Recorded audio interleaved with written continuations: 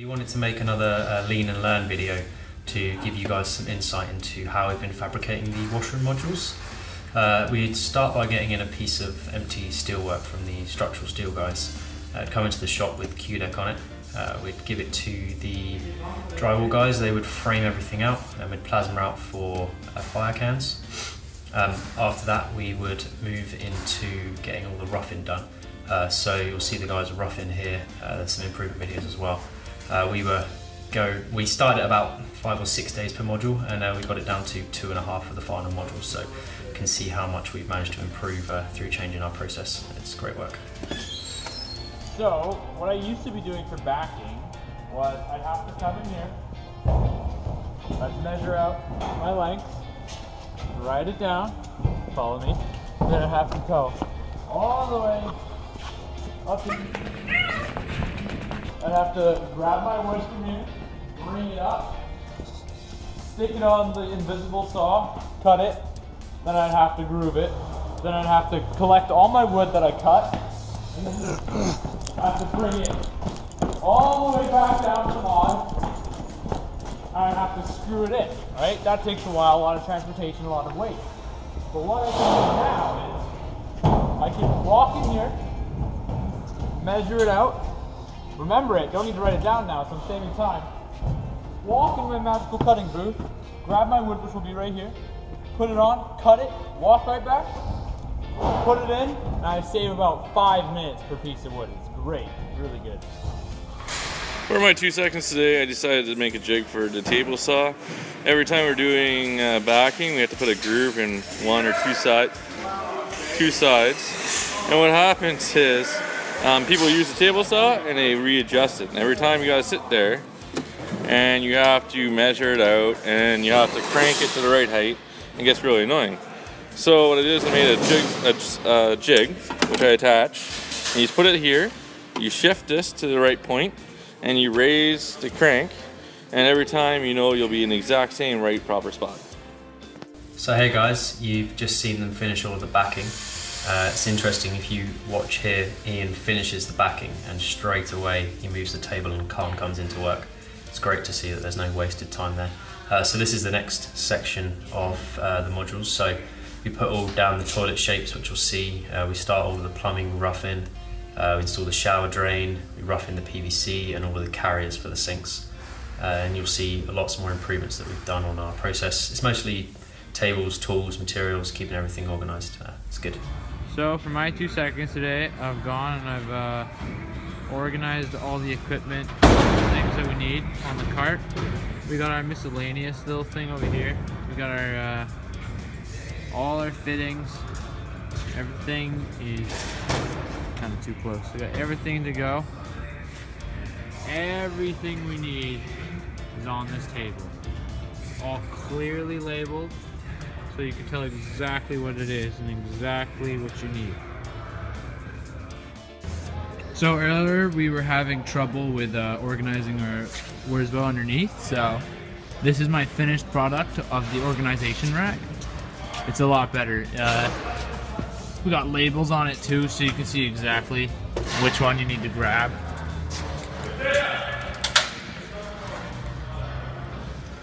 My 2 seconds this morning was making a little expander head holder, so they weren't all just scattered all over the table, nicely labeled, so we can see exactly what's there, what's missing, and I also added a few tools to it just so I always know where they are. So for my 2 seconds today, I've gone and made a toilet flange jig. The way we used to build these toilets is we used to have the flange, we stick it in there. And then these two specific holes, you have to measure from the edge and get them at the right length from each other so they're even. But what I've done now is I've gone and put 2 screws and they line up perfectly inside the holes. And what you gotta do, you just spin it until the sides are flush with the metal, piece of the wood with the metal.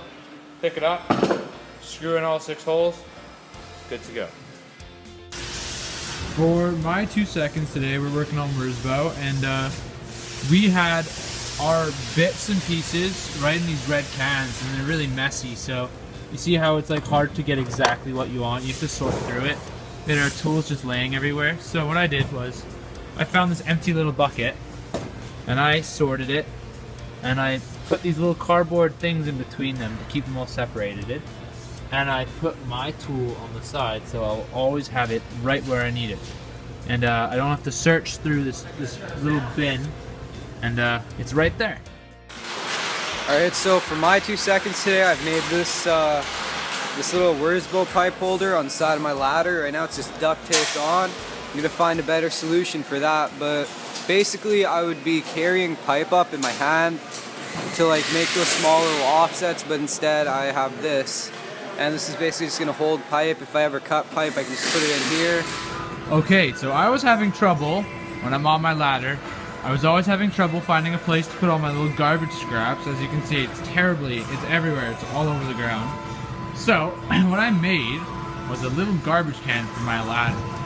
It looks pretty junky, but it's really helpful. It's gonna help. Hey, it's Mateo here, and for my improvement on my job site today, I've added a rolling drawer. As you can see, all my foam is it's a work in progress right there, but you can pull that out, and I can access the back tools. You can also push it back in. It's got a little handle right there, so it can go all the way in, and you can still get it. It's not like fumbling with the wood.